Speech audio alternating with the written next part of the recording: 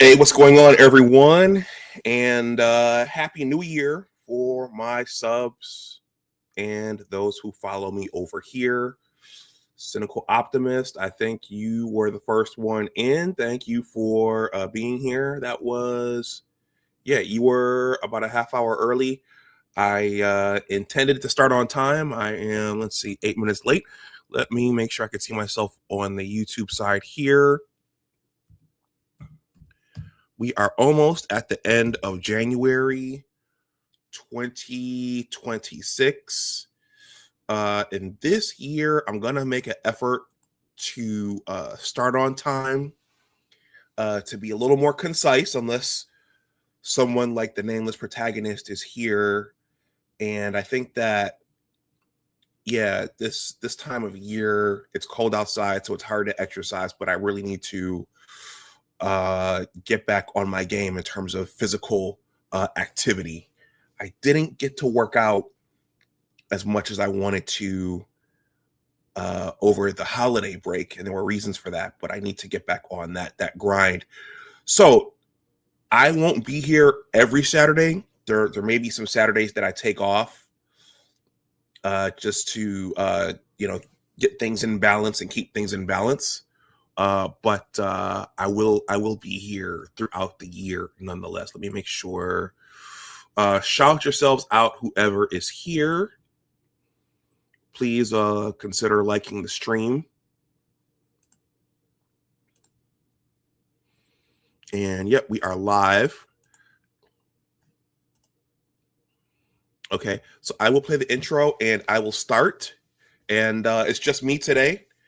My brother is somewhere else, taking care of some family business. So it'll be just me. So I really hope to be on and off in an hour. And I am going to read something today. So with that, Cynical Optimist says, likewise, getting ready for the gym at the moment. Cynical Optimist, which region, you don't have to be specific about where you are, but which region of the country are you in? Here in DC, we're expecting the big snowstorm tomorrow. And overnight, it went down into the teens. So I asked my device what the temperature was overnight, and it got down into single digits. And right now, I think it's the high today is supposed to be around 20. So it's going to be cold here. Anyway, let's go. So I'm thinking about what you're saying, and I think this is the significance of when you say the technology is running so far out ahead of the biology, right? Because it's almost shattering that part of our natural programming. So what's going on, what that really talks to is the reason why it's done that way is our systems operate on a seniority-based modality. So the older the particular system we've adopted, the more powerful that neurological pathway and impulse. That's why these studies are critical. Everything in our biology is predicated on these kinds of principles. The reasons why we were able to evolve as a group, because there were certain things that we were able to lean on from the group aggregate existence that allows for us to do things as individuals that are defined as healthy.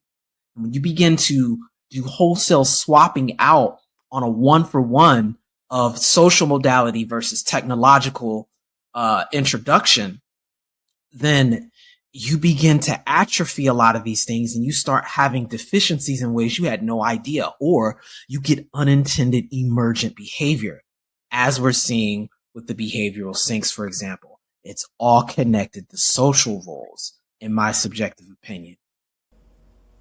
Welcome to Big Discussions 76, Science and Technology.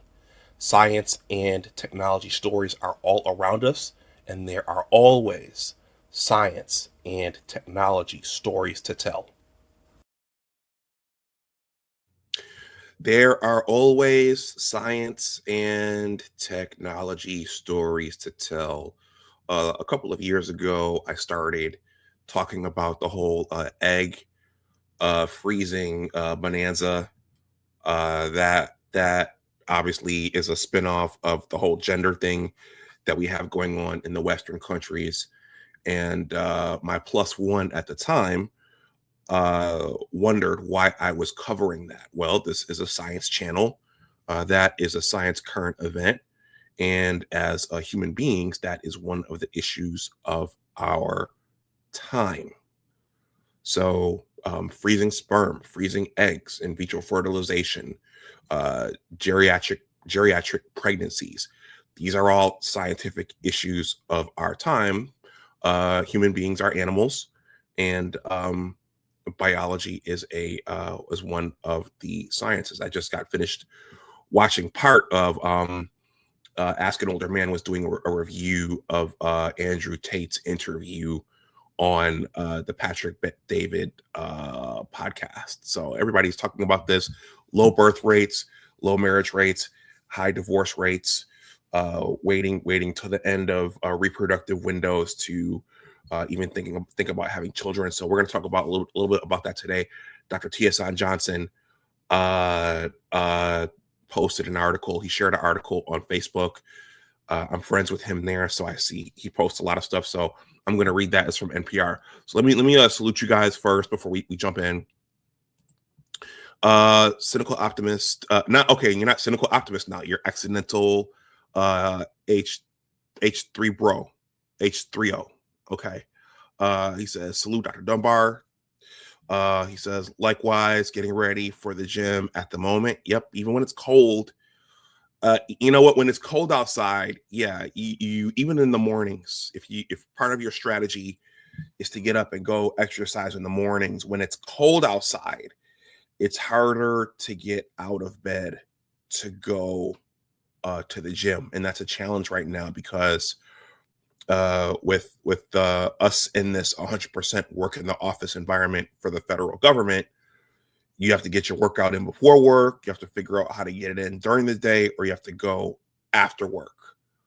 So if you're going to go before work, you have to get in bed at a certain hour. You have to be up at a certain hour, and you have to run out to the gym, come back, and then you guys get the idea. But anyway, it's a challenge, especially when it's cold outside, because you want to stay in bed.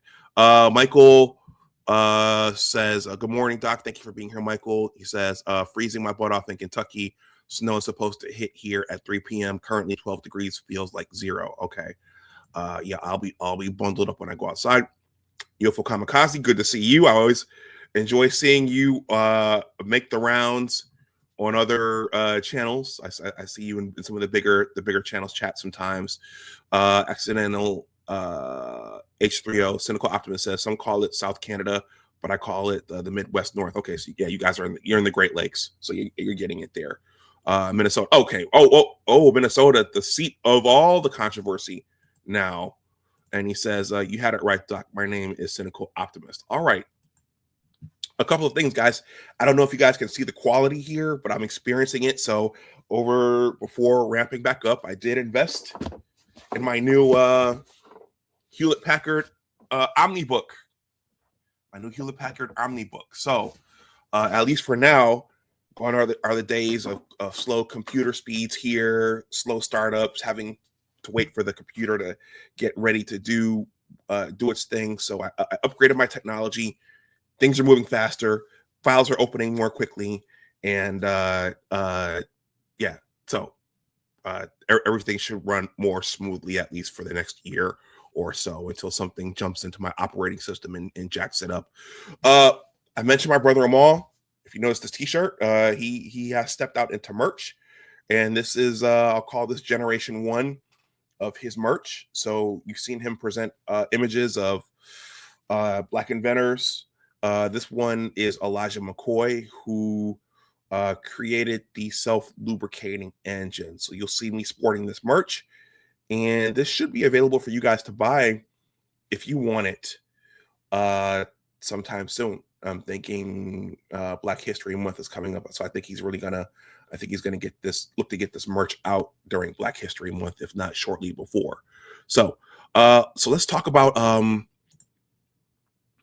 how IVF has led to a record number of single moms in their 40s. Okay, again, this is one of the issues of our time. I just mentioned Andrew Tate. That's a bad word for some. almost as bad as probably on par with Kevin Samuels. That's a bad word for a lot of people. But Andrew Tate was on recently on the Patrick Bet David podcast, talking about a whole slew of things. So this article comes from NPR. Okay, this was presented by Dr. Tiasan Johnson. So salute to Dr. Tiasan Johnson and his promotion and creation of Black masculinism. And thank you for sharing this in Facebook, where things can get pretty contentious, okay, depending upon what you share. So without further ado, and you guys let me know what you think there in the chat. If anyone wants to make a donation to the channel, that information is in the ticker. And let's go.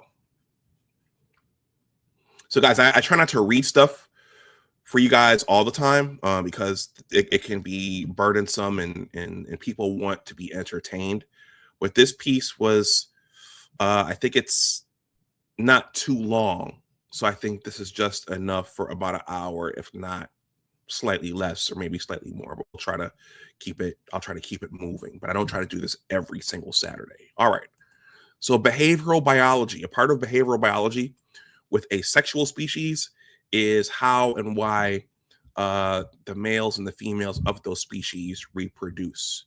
So with humans, out in the wild with lions and tigers and elephants and bears, that's pretty simple. And salmon and sharks, it's pretty straightforward. But humans have culture, and humans do things like we have to get jobs, we have to get educated, we have to get certifications, we have to go to law school, we have to go to graduate school. Okay, humans living in urban centers and civilized societies have to work, and in many instances, in most instances today, that involves becoming educated. So one question is, an uncomfortable question is, what happens when the female side of the species starts to prioritize education over family formation and motherhood? Okay, what happens when that happens? Minister Misty, thank you for being here.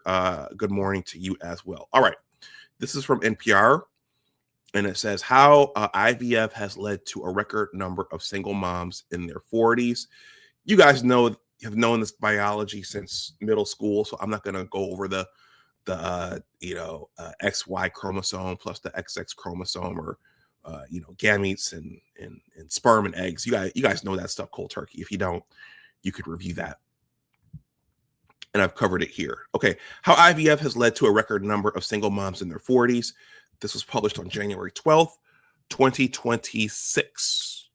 All right, this was written by Polly Gagoy and Janet W. Lee. And there's one of the subjects of this article. We're going to see who this lady is, and there are her two IVF children. So Laura, that's Laura Terry. She lives in Nashville with her daughters Margaret and Eleanor. What is absent here, everybody? A father is absent there, and we're gonna learn about why a father is absent, and which begs another question: what is a family today? Does a family need a father? Does it need testosterone in the house? And are there consequences for not having fathers in houses? All right. Laura Terry dreamed of having kids, a family she could call her own, but there was one challenge. She wasn't interested in dating, marriage, or partnering up. Let me read that again. Laura Terry dreamed of having kids, a family she could call her own, a family she could call her own. But there was one challenge. She wasn't interested in dating, marriage, or partnering up. Hey, we might be able to stop this right there, but let's keep going. So she came up with an idea for an unusual present to give herself. For my 39th birthday, I bought a vial of donor sperm, says Terry, who lives in Nashville, Tennessee, and works at a top management consulting firm. She started the process of having a baby via in vitro fertilization, or IVF, soon after. This path hadn't occurred to her initially, even though she was a PhD in cell and developmental biology. There just wasn't anyone in her orbit who had done it. Her epiphany came from a book in which the author described her own IVF journey.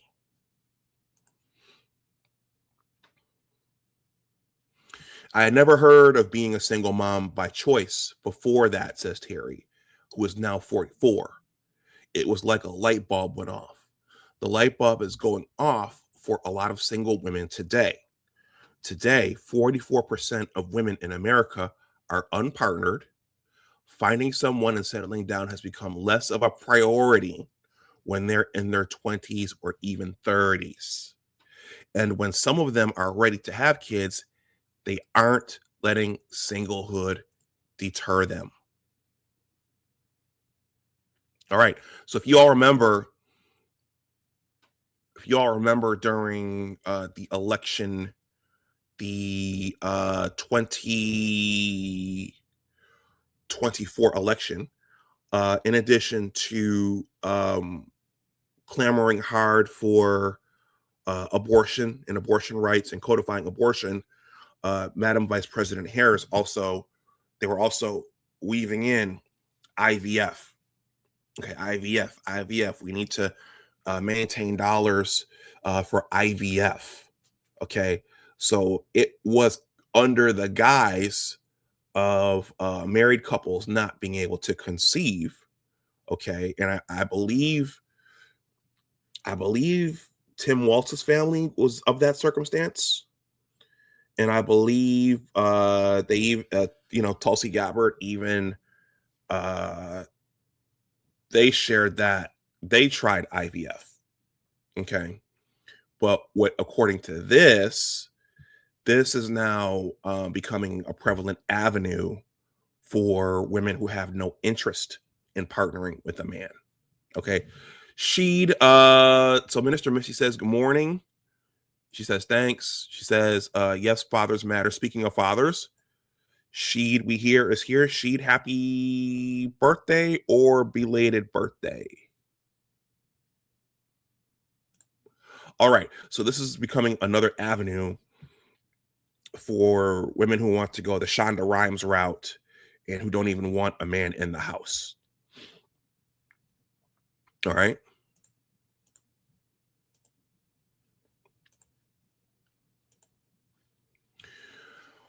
Who gets to be a parent is being reshaped by increased access to IVF.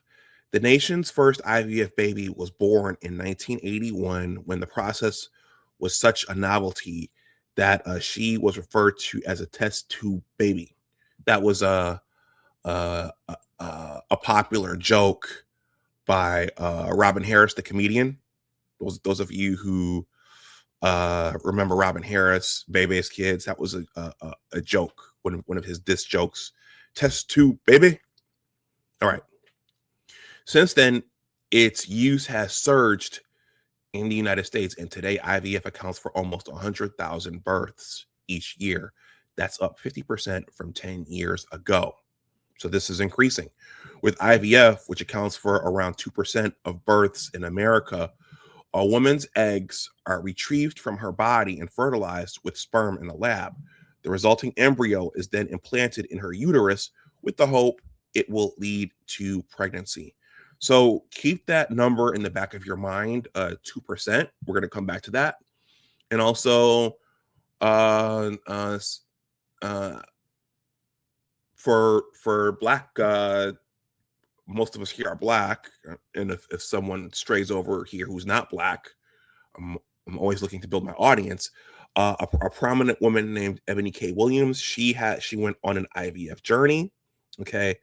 And I think this article talks about this. It's not 100% slam dunk, because most of these women, I think, have to inject themselves with progesterone. Progesterone is the hormone that keeps the uterus fertile for a developing fetus. Okay, so this is not a, it's not a 100% magic bullet.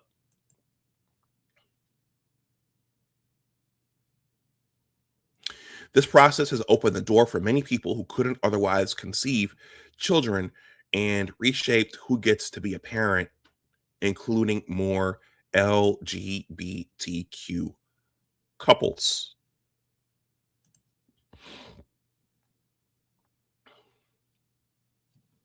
It has also become a big driver in the number of older single mothers in the United States at a time when the country's overall birth rate is declining.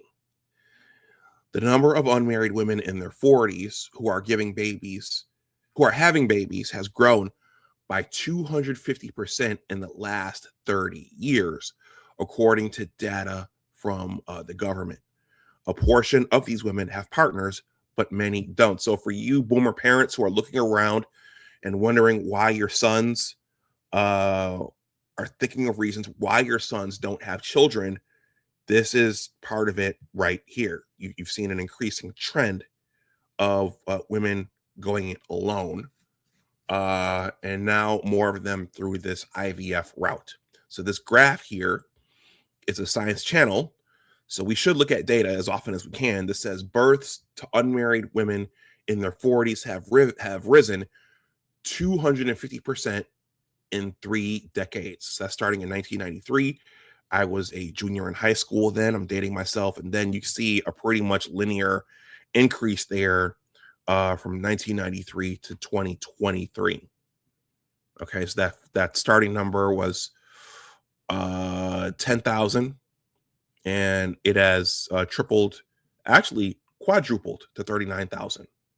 If you round up, that's 40K. Please smash that like button. Please consider subscribing to the channel if you are not subscribed. I think this comes from the CDC. There are many reasons for the rise, says Rosanna Hertz, author of the book Single by Chance, Mothers by Choice. Increasingly, she says, young women are pursuing higher education, focusing on their careers, or fulfilling personal goals such as traveling around the world or buying homes. Misty is there. This is something that Anita Stoudemire from the Better Love Movement, this is something she's flagged.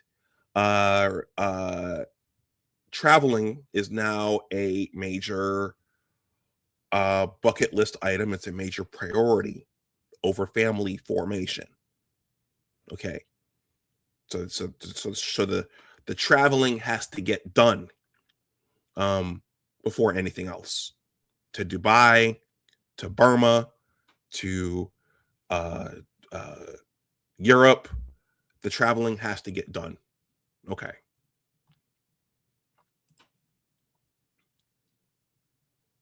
And when they're ready to partner up in their mid-30s, there's no one to settle down with, says Hertz, a sociologist with a focus on gender and family at Wellesley College. So I am going to spend my time waiting for someone to come along. Hertz says her research shows most women who want a family would rather do it with a partner. For them, IVF is plan B. But as their reproductive windows narrow with age, some decide to move forward by themselves. Okay. So I'm going to reintroduce a term, geriatric pregnancy. Okay. So apparently post 30, that is not the optimal time for a woman to look to carry children to term. It's actually better if it starts earlier in her life cycle. Okay. But society has, I got in trouble for saying this, but I'll say it again, has re-engineered this so that more are waiting until 30 plus. Okay. So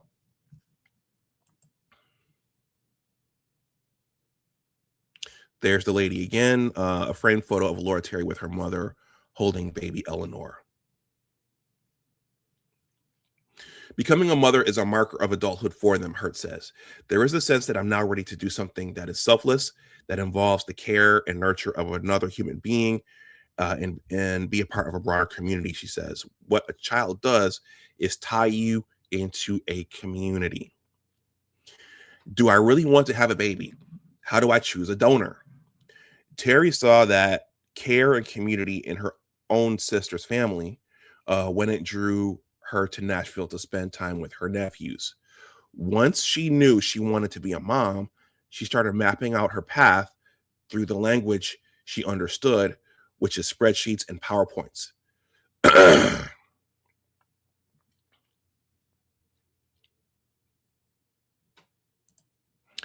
I made a decision tree, she said.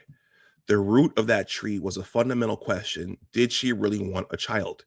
It branched from there to examine how she would become a mother and which path would give her the best chance of having a baby.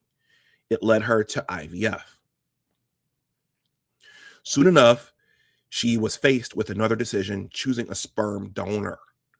Faced with an array of choices, she resorted to another spreadsheet that was like 30 rows long and 30 columns wide. In it, she started by listing factors like race, height, ethnicity, and education. Then she narrowed it down to a few that really mattered to her. I cared about some physical attributes to look like me, and I cared about family health history. Terry was extremely lucky with her IVF process. She got pregnant on her first try. She gave birth to Eleanor in 2021, and Margaret came 2 years later. I should be quite grateful for what my process was, Terry says. The results were beyond what you statistically expect. Okay, so there's her with her 2 daughters once again. She's right. The odds of conceiving a child with just one try of IVF are below 50% after a woman turns 35. And the chances drop rapidly each year after that.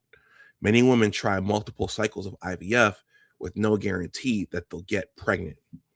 Pregnancies at an older age can also carry health risks for both mom and child, with a high chance of miscarriage. All of this can take a huge physical and emotional toll. Okay. So this is interesting for if you're in the higher education cohort. Okay. If you've gone to get an MD, a PhD, a law degree, higher education, if you're around higher education people, this next part is will be interesting for you. All right, let me take a sip of my coffee here.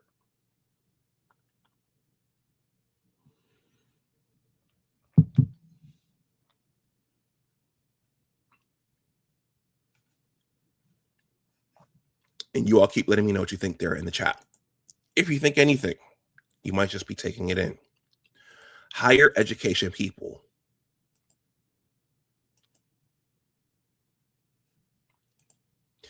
And me and my mother actually talked about this over Christmas. Do you need someone who has a PhD like you? My answer was no. And in some instances, it can cause more trouble than it's worth. All right. When Kate Snyder, who lives in northern New Jersey, was ready to have a kid, she looked for the right guy. And, she says, it didn't happen. Snyder was already in her 40s when she started thinking of IVF. So there's Kate right there. All right. And her daughter. Once I came to terms with the fact that the father of my child doesn't have to be the person I end up with, and you separate the two, it's very freeing, she says. And it just took the pressure off. Now 48, she is the mother of a 2-year-old daughter who loves to talk and fills their home with chatter. She comes home from daycare with gossip, says Snyder, who is an interior designer and artist. She's telling me who pooped in their pants and how the teacher had a lollipop today and this person got out of her cot. Snyder says Google, her former employer, covered a small portion of the cost of freezing her eggs, but she paid for the IVF process herself. Okay. And I covered this in previous content. And I think Ebony K. Williams shared this with us. But I feel like she quoted a higher dollar amount. Each time a woman tries to get pregnant via IVF, the cost can range from $15,000 to over $30,000. It's why IVF is out of reach for many. So Kate has bank, either that or she went into debt for this. We certainly know Ebony K. Williams has bank, so she could peel those dollars off relatively easily, even though she may not have wanted to. Thank you guys for commenting. I'm going to get to your comments shortly. All right. It's gotten the attention of President Trump. In October, he announced proposals to help reduce the cost of the drugs necessary for IVF. He also encouraged employers to offer broader infertility coverage directly to workers. Some people go into debt. There we go. While others, like Snyder, use up their savings. Let's read that again. Some people go into debt, while others, like Snyder, use up their savings. Some women, like Terry, have theirs covered by insurance. Even that is not common. Only one in four companies with more than 200 employees pays for a part of the process. Women with higher education, especially master's degrees, doctorates, or professional degrees, are more likely to use IVF than those with less education.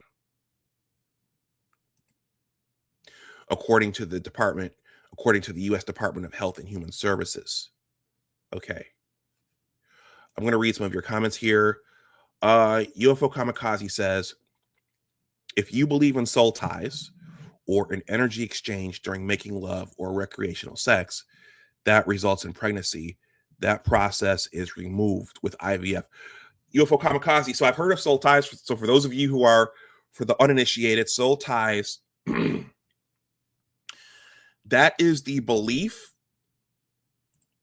That is the belief that when you have a roll in the hay with someone, there's a spiritual, psychological bond that forms between the two participants.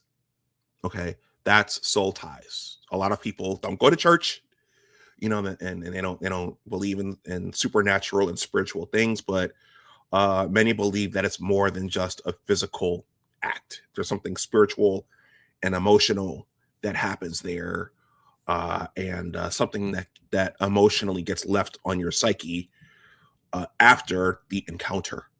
Okay, so that's what that is. So according to what UFO Kamikaze, the hypothesis that he is asserting here is that, well, maybe this is where the soul of the child comes from, or maybe something about those soul ties give rise to the child beyond the egg joining with the sperm. Thank you for that, UFO Kamikaze. I always appreciate your comments and your commentary.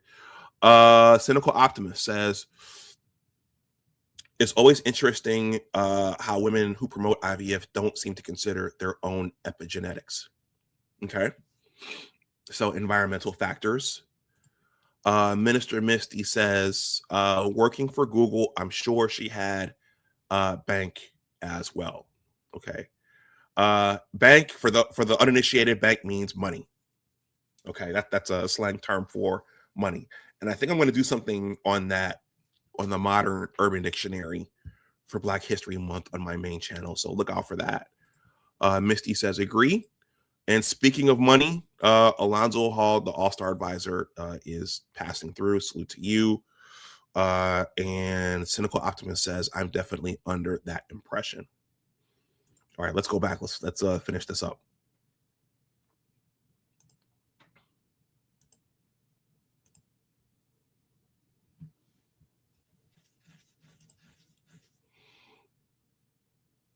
So before we get into the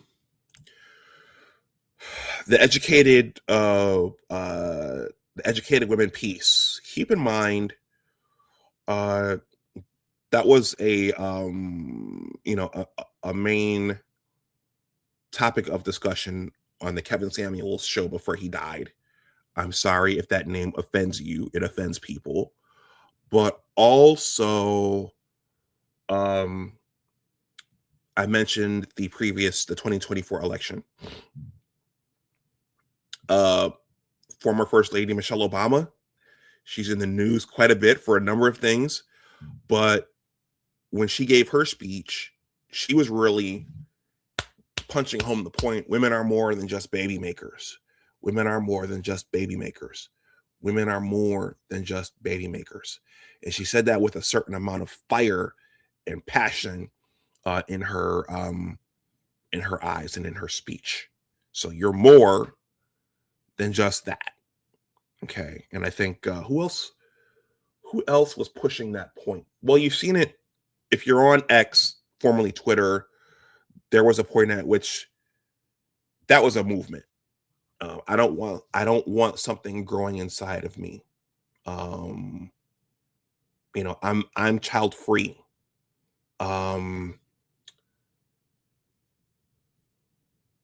So a societal, you're more than just a mother, and even there was a backlash against having something growing inside of you. Okay, so this is a thing. This isn't just coming out of nowhere. Alonzo says, does the study or think piece speak on how many / what percentage of these ladies 40 plus are in committed relationships / marriages? I know the focus is single moms. Okay. Well, Alonzo, let me finish. I'm about halfway through. What percentage are in committed relationships / marriages? Okay.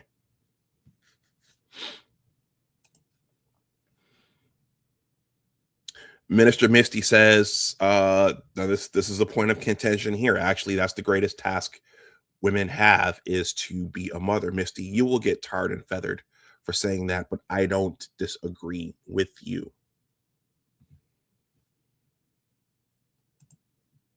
She says it's an honor to be a mother.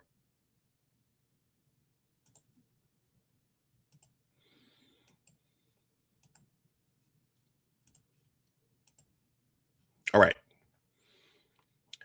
Highly educated women are more likely to use IVF to conceive. In the United States, 1.8% of births in 2023 were conceived via IVF or other reproductive technologies. For women with doctorate or professional degrees who tend to be older, these technologies helped 6.4% of births. So I was looking at this and ruminating on this, I think Thursday night.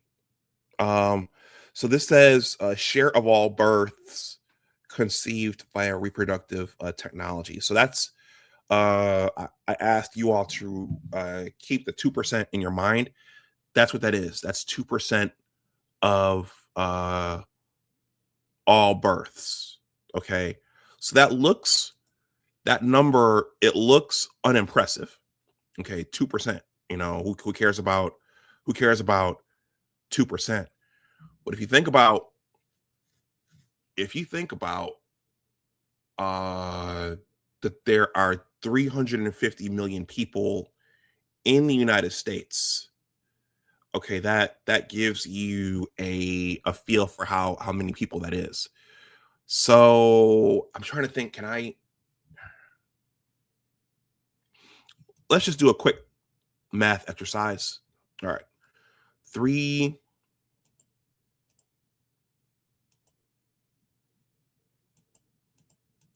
Okay, and then 1, 2, 3.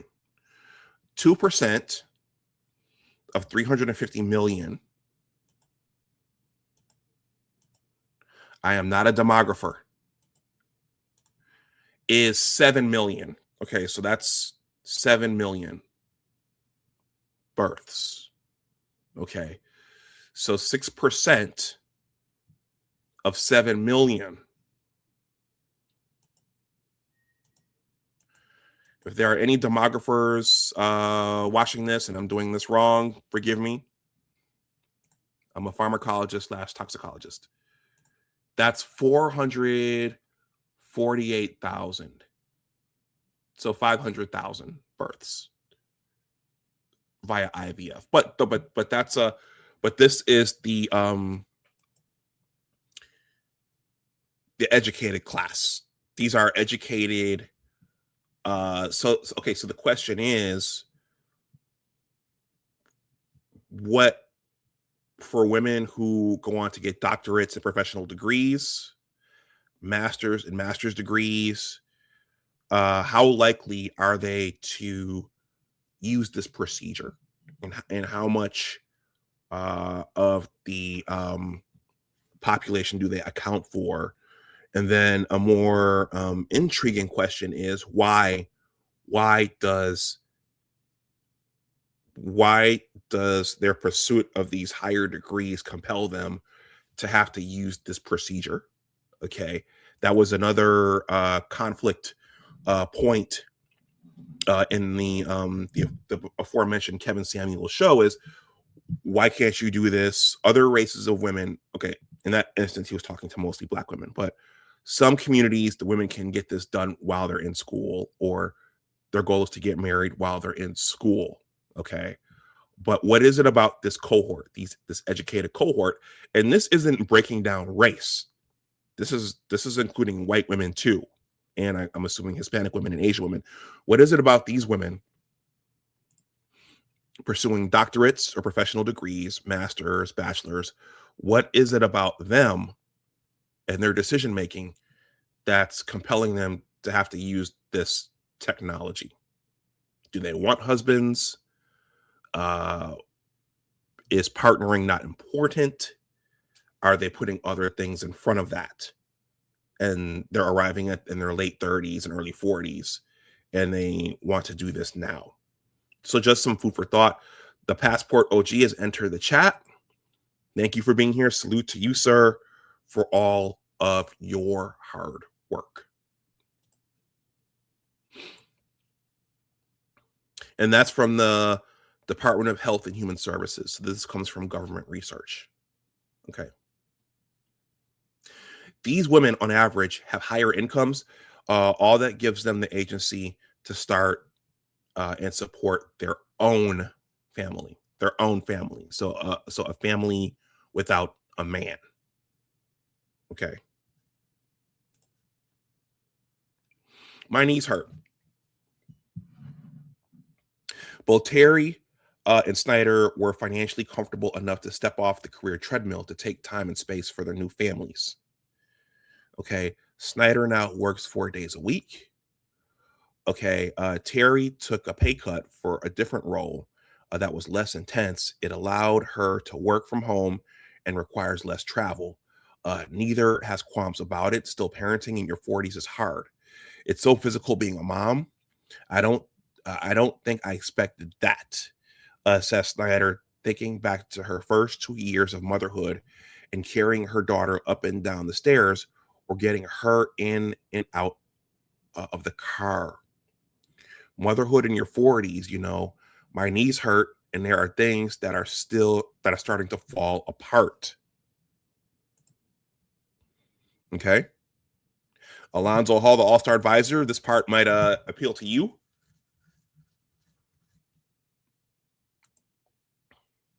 So that's a discussion in itself. Even for the men who don't have children, when if you were to have one now, you'd be 70 years old when your kid is graduating college, and you have to run behind it. You're not young. That's for young parents. This is all a part of this conversation. Okay. All right. For Terry, one of the hardest parts of being a single mom is not being able to take a break. If I'm tired or had a rough day at work or I'm frustrated, I'm feeling overwhelmed and I want to step away from my kids, I often can't. I have to meet their needs first and meet my needs later, and that's hard. Okay, so that begs the question, uh, is this meant to be done by yourself? Okay, it's one thing if you get married and your husband dies on the job or catches cancer or something, and that's your circumstance, but setting out to do this by yourself, is this something that's supposed to be? Was it intended to be this?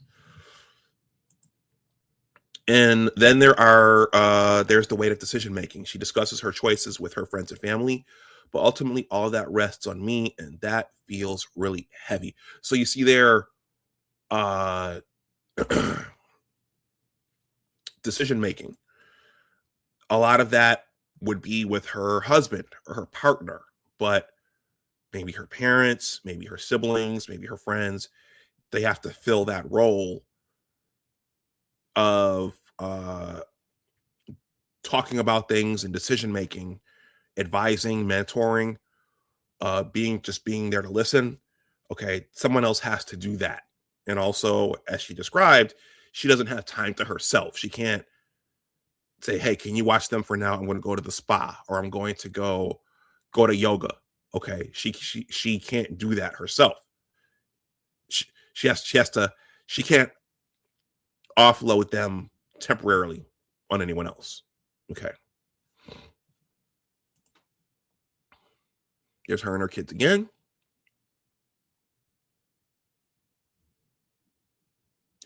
Was he sorry I didn't have a husband? I'm not sure if that should be he or she. Even though there are more families like Terry's and Snyder today, they're still rare. Okay, that's interesting. And society hasn't quite caught up with them. Like when Terry moved to her new home in Nashville, she introduced herself and the girls to a neighbor. Okay, this is a neighbor who asked what her husband did for work.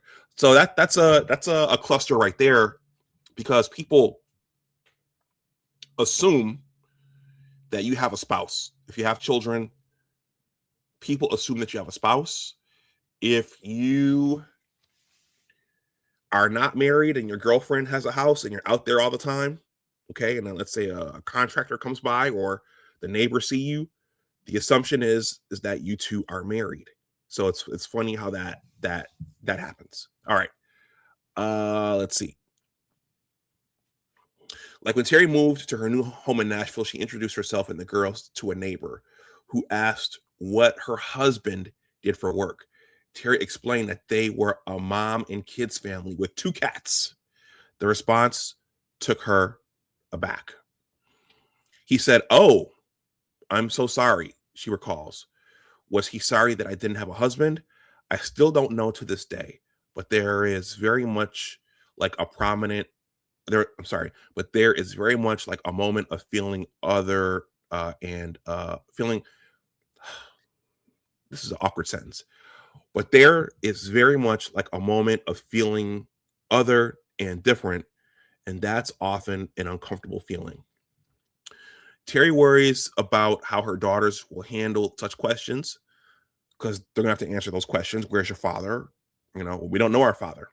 She prepares her oldest child by role playing with her, but even then, sometimes it doesn't quite play out the way they've practiced.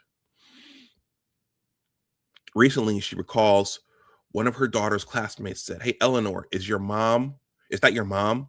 And she said, "Yes." And they said, "Well, where's your dad?" And Eleanor just froze in that moment. But more often than not, the tenderness of motherhood triumphs over such unsettling interactions.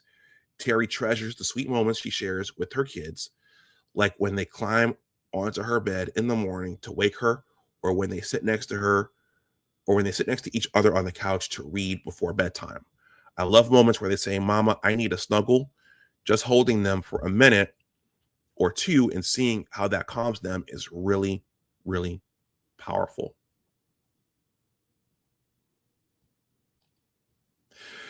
And that's it. There's President Trump right there. And that's it, everybody. See, not too long. I think we're less than an hour.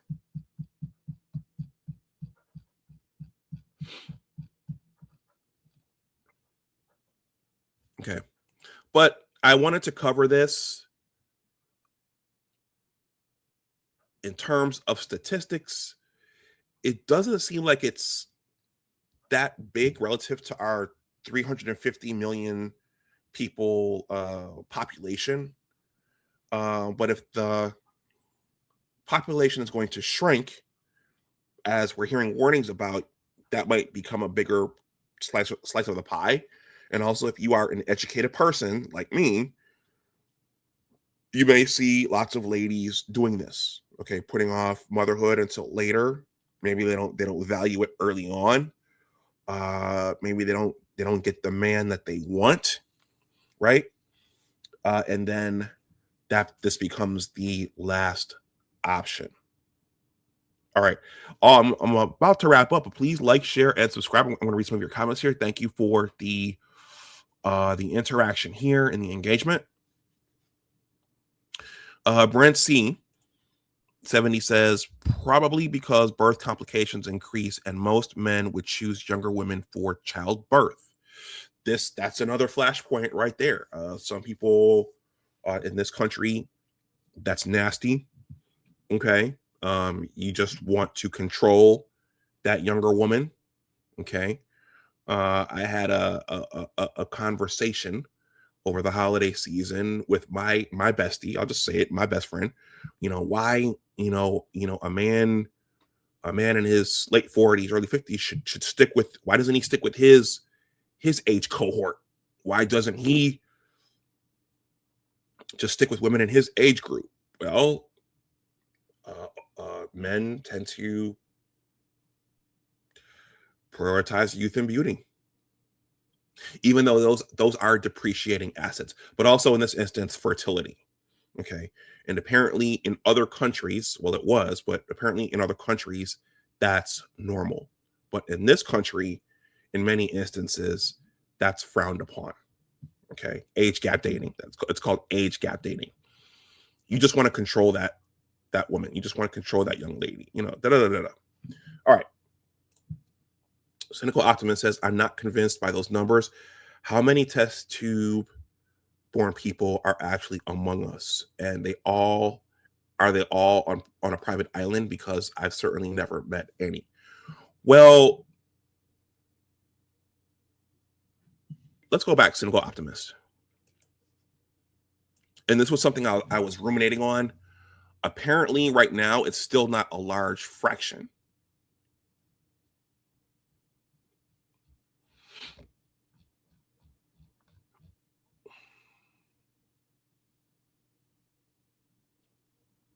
Yeah, so I'm going to put this up one more time.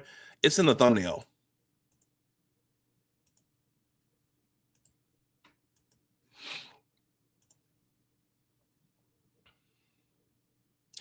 This is something I was tossing around and rolling around in my mind. It says a share of all births conceived via reproductive technologies. So that's 1.8%. And remember, I did the math. You guys couldn't see the calculator here, but 2% of 350 is 7 million. Okay, so that's not a large chunk of the total population. So I think that answers your question. All right.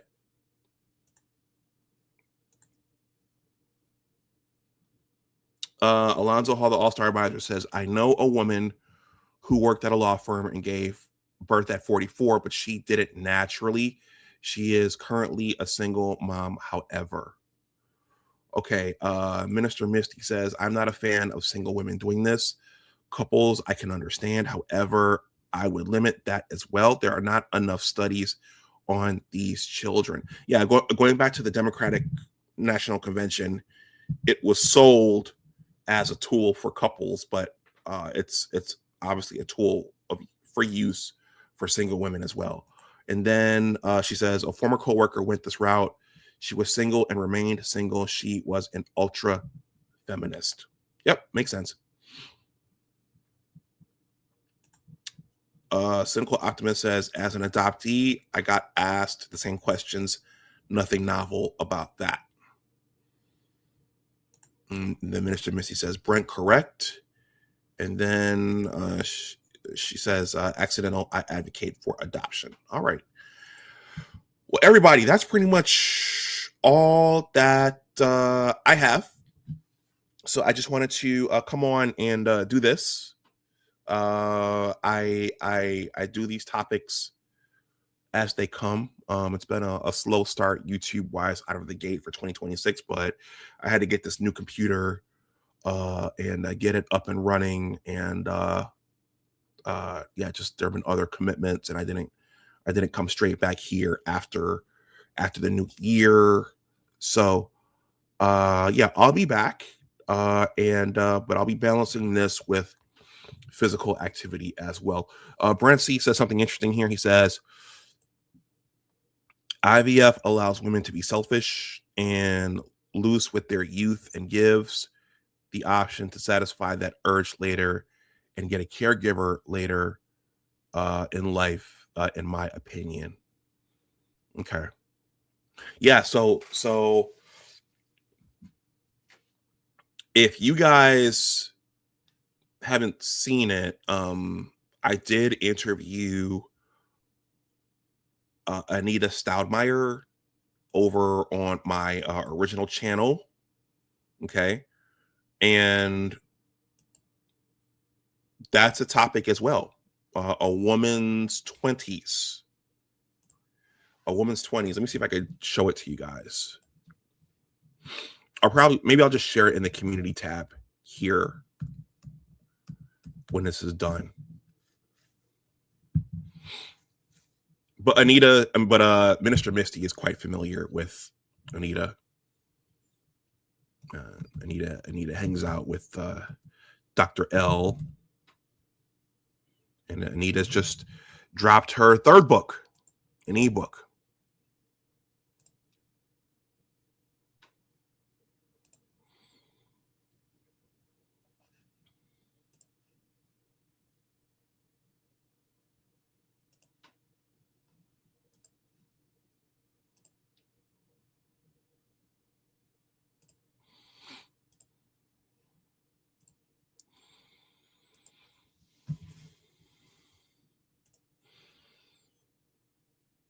You just can't see it. It's a small image, but I did ask Anita that question in terms of a woman's use of her 20s. Should they be used for experimentation and exploration, or should we move back to a paradigm where women look to have their families and bear children earlier? And I think me and Anita talked for almost 3 hours. I think she came down there that we need to go back somehow to where we were, because the biology is more optimal for ladies when they're younger, but that does compromise the desire to go travel and go to Dubai and go to the Caribbean and South America and all those things. Let me read a few more comments here that I'm gonna run, because I need to get some activity in here. Minister Misty says, let's see. Cynical Optimist says, likewise, but I do have qualms about the system, particularly the foster care system. Brent says, have a good day. Minister Misty says, accidental. Understandably, I work within the system as well. She says, I love Miss Anita. She's a woman after my own heart. Yep, I love her too. She says, I enjoyed this topic. And she says, we definitely need to go back. Yeah, thank you, Misty. Over here, I cover the gamut. So some Saturdays it's going to be technology, it's going to be STEM, it's going to be aerospace. In some instances, it's going to be reproductive biology and culture. In some instances, I'll have guests. All right, everyone. let me wrap up and go out into the cold and try to burn some calories. Thank you for those of you who hung out with me live. If you are on the replay gang, please like, share, and subscribe. I'm not monetized over here. So if you want to make a donation to the channel, you could use one of those methods in the ticker. And also, let me check something here.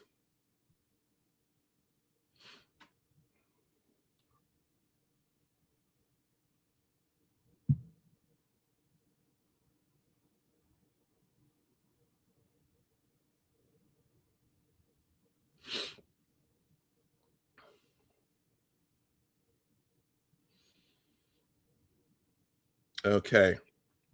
Okay. All right. Well, let me wrap this up.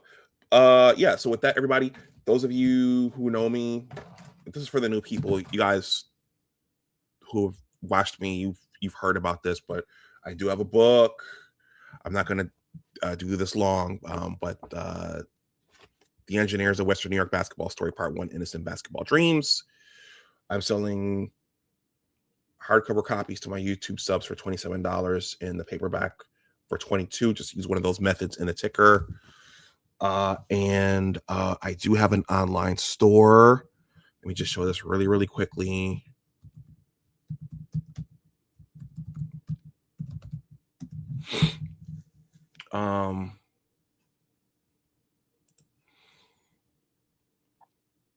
When you've created something, advertising is a part of it. So I do have an online store if you want to use another form of payment. It's here. You can Google this. I'll drop the link in the chat.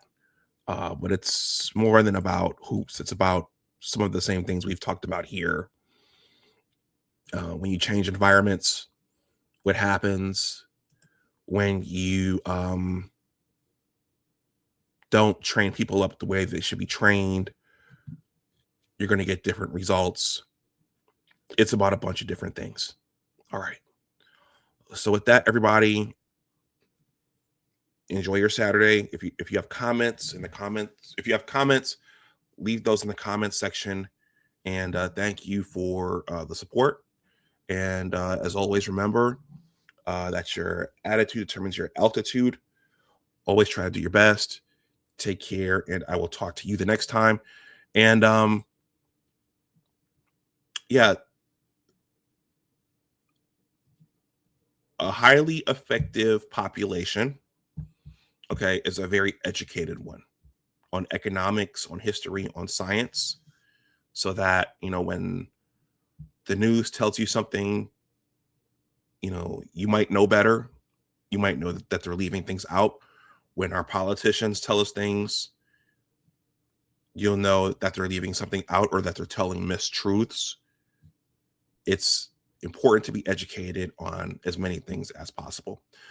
All right, everyone. I will talk to you the next time. Take care. Bye-bye.